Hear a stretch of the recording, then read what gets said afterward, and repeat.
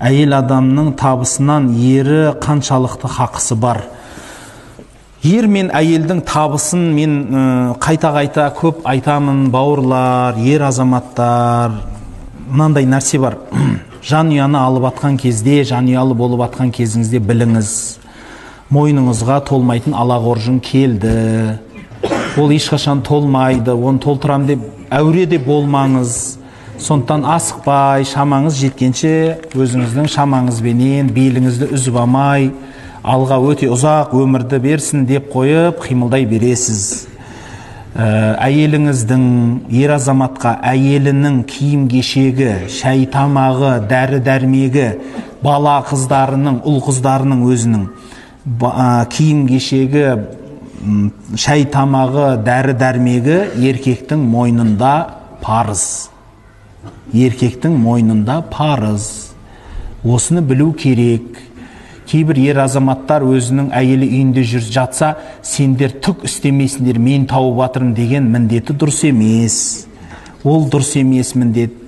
Әр адам өзінің міндетін жасау керек. Мысал айтайық, пышақ кесет.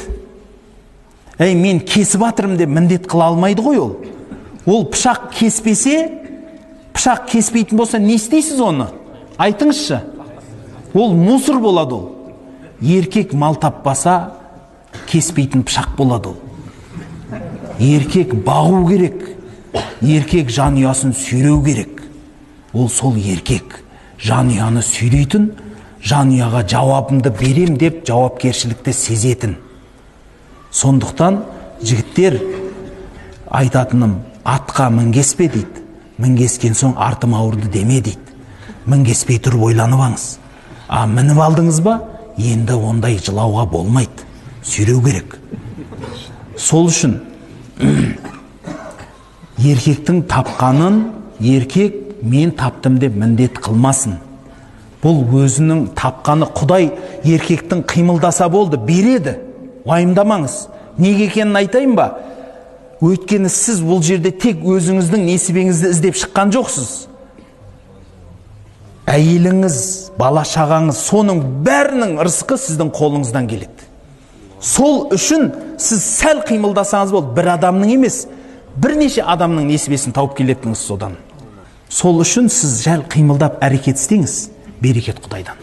Сол үшін мен баяғыда да естеріңізде ме, бай туралы айтқан сөзім бар. Әр әулетте өзінің байы бар.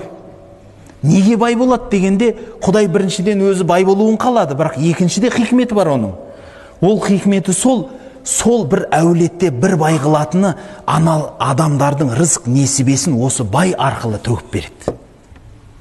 Туысқандықты жақсартсын, адамның күні адаммен дегенді білсін деп, және анау адамға сауап болсын бергені.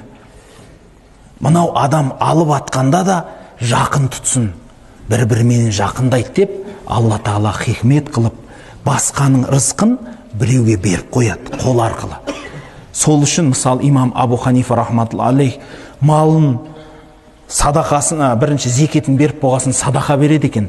Садақа беріп жатқанда айтады екен, мынау сенің бір жылдық тамағың дейді екен бір шәкіртіне. Бір жылдық тамағын береді екен. Сөйтеді екен де айтады екен, бұны мен берді, маған қарызбын деп басымды ауыртпа дейді екен. Құдай бұл сенің жейтін тамағыңды мен арқылы беріп жатыр әшейін дейді екен. Риза болсаң, Аллаға риза бол. Көрдіңіз бе? Яғни менің атымды араластырып ортаға Алладан сұрай бер дейді екен. Болды, мен өзімнің міндетін атқардым, алатынымды алам өзім. Менде шаруам болмасын дейді. Яғни сол үшін байға мал беретіні содан. Сол үшін бай адам жан-жағына шашып жеу керек. Ағайын туысына араласып жеу керек. Сонда ол бай бола береді, одан сайын бай болады. Өйткені соның бәрін ол шашқан сайын Құдай оған беріп жатсын ғой, тағы да бер деп береді оған. Ол қанатына тыға берсе, дозағыңа бірге алып кет деп береді. Тық ары қарай деп. Сол үшін періштелер таңертең тұрғанда айтатыны содан. Таңертең тұрғанда айтады, ей Аллахым, инфақ қылушы, яғни садақа берушінің малына мал қосып бер дейді. Тарайған адамға таршылық бер дейді. Сөйтіп күніге таңертең періште айқайлайды дейді. сол үшін таршылық қылмаңыз. Ал әйелдің малына келетін болсақ, бауырлар, әйел кісі өзінің жан ұясымен келісіммен болады.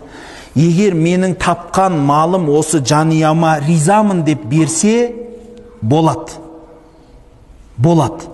Мен бермеймін десе, ол да болады. Түсінікті ма? Сол үшін Құдайдан сұраңыз, Аллахым, әйелімнің тапқанынан тамақ жемейінші деп сұраңызшы. Одан көр. Еркек болсаңыз сұрайсыз. Аллахым, мен табайын, әйелімнің тапқанына қаратып қалмашы деп.